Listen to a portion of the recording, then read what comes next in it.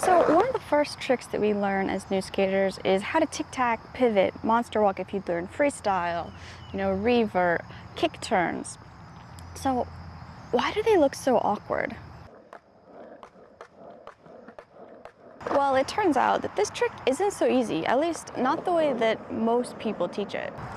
Most people actually teach this trick by having you put your foot in the middle of the tail and then telling you to push down and use your shoulders to do the tic-tac. And while this is possible, in my opinion, it's not the best or most efficient way to learn how to do any kind of pivot. So right here is what's called a pocket. It's where the deck of your board meets the kicktail of your deck, and it creates this little indent. Now this pocket and this pocket, these pockets are pretty much the Goldilocks zone when it comes to doing any kind of pivot, kick turn, tic-tac. This is where you want to be focusing. And so I'm going to hand it over to voiceover Sarah to explain why. To be clear, you can definitely do tic-tacs and pivots with your foot in the center of the tail, and later some tricks or lines might even require keeping your foot here when pivoting. But I want to share this alternative foot positioning because I've found pivoting this way much more comfortable, especially in the beginning.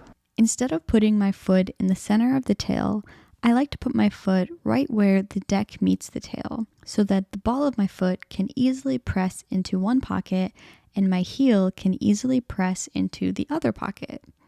This heel-toe motion is the real secret to me for tic-tacs and any pivoting tricks. So while the power for a tic-tac does come from the combination of rotating your hips and shoulders in opposite directions to wind up and release that built-up energy, pushing down in either pocket is the real secret. Take the kick turn, for example. When you pivot with your back foot in the center of the tail, you'll have to press straight down and then really have to rely on your shoulders to complete the rotation.